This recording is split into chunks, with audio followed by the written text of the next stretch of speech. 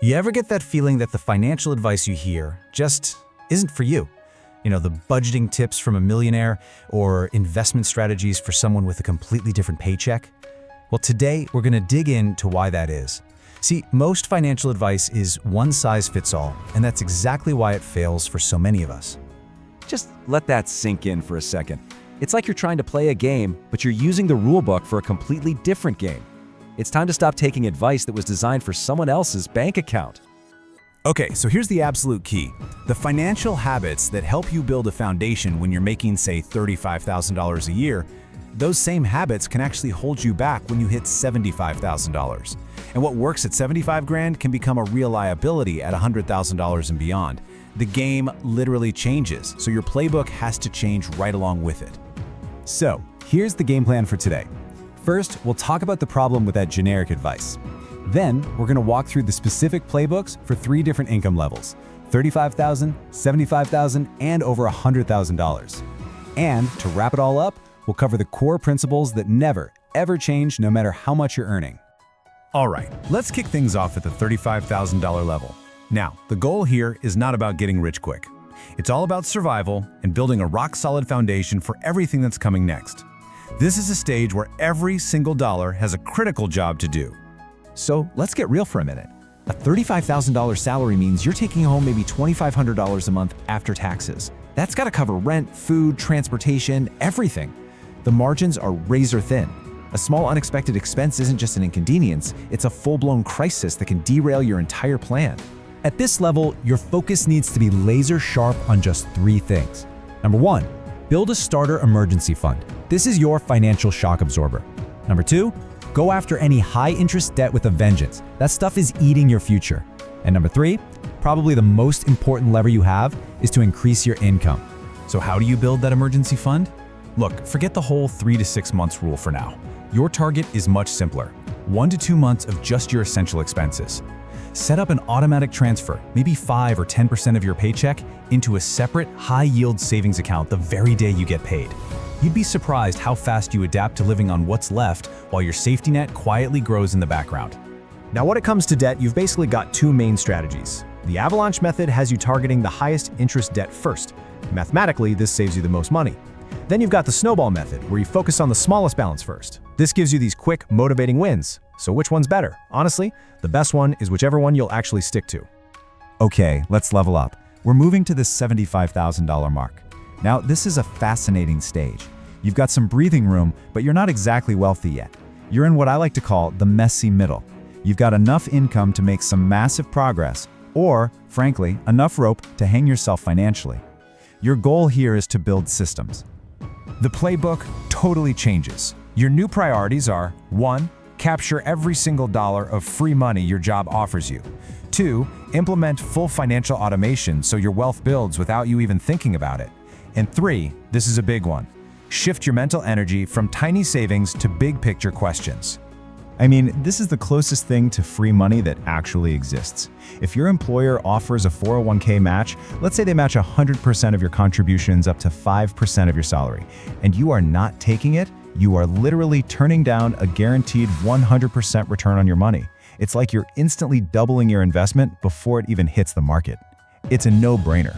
So after you've secured that full 401k match, the next power move is opening a Roth IRA. The money you put in here grows completely tax-free. And what that means is, when you go to take it out in retirement, you won't owe a single penny in taxes on all those years of growth. We're talking about potentially tens of thousands of dollars in savings. This is one of the most critical mindset shifts you can make. Back at the $35,000 level, saving $3 on a latte, yeah, that might have mattered. But at $75,000, it's just a distraction. You have to stop asking $3 questions and start asking $30,000 questions. Your limited mental energy should be focused on the big levers, like negotiating a raise or optimizing your investments, things that will actually transform your financial future. And now we arrive at the $100,000 plus level. If you're here, congratulations. You made it to a new stage. But you now face a completely different and, to be honest, a much more complex set of challenges. Your goal now shifts from just accumulating money to intentionality and optimization. At this level, the strategies get a lot more refined. You need to actually define what a rich life means to you, not what society says it is. You need to conduct a ruthless audit of your investment fees, aggressively fight back against lifestyle inflation, and start questioning the cultural defaults that everyone else just follows blindly. Let's talk about the #1 wealth destroyer for high earners, lifestyle inflation. It's so insidious because every little upgrade feels completely justified. A nicer apartment, a better car, but before you know it, your expenses have completely swallowed your raise. You're earning way more, but you don't feel any wealthier. You just have nicer stuff, but no more freedom. This is where optimization becomes absolutely critical. A 1% advisory fee on your investments, it sounds so small, right? Well, it's not. Over 30 years, that tiny fee on a $100,000 investment can cost you a staggering $187,000 in lost growth. That's a quarter of your potential returns, just gone. And this chart just makes it painfully clear. Just look at the numbers. With no fee, your $100,000 grows to over $761,000. But with that tiny 1% fee, it only grows to $574,000. You have to ask yourself, what exactly are you paying for? You have to audit your fees and understand where every single basis point is going. Finally, at this income level, you have the flexibility to question the really big cultural defaults, and the biggest one of all is homeownership. We're all taught that buying a house is the ultimate path to building wealth. But is it always? At this level, you can't just follow the assumption. You have to actually run the numbers. When you actually compare the true costs, we're talking mortgage interest, property taxes, insurance, maintenance, plus the massive opportunity cost of that down payment. When you compare all that against renting and investing the difference, the answer might really surprise you. In a lot of expensive markets, renting can be the superior wealth-building strategy. The point isn't to never buy a house, it's to make the decision with your eyes wide open. So, we've walked through the different playbooks for each income level, which is great. But now, let's zoom out. Because underneath all the specific tactics, there are a few universal, timeless rules of wealth that apply to everyone at every single stage of this journey.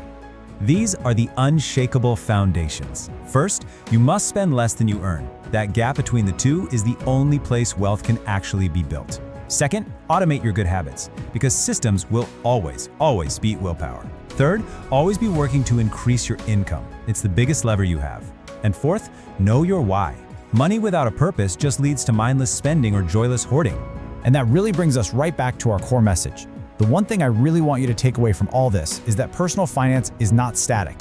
The strategies that were so critical to getting you out of debt are not the same ones that will make you a millionaire. You have to be willing to evolve your approach as your own circumstances evolve. You now have the playbook. You know what you should be focusing on at your income level, and, just as important, what you should ignore. The only question left is, what are you going to do about it? So think about it. What is the one action, the single first step you are going to take this week to start playing the game by the right set of rules? For you,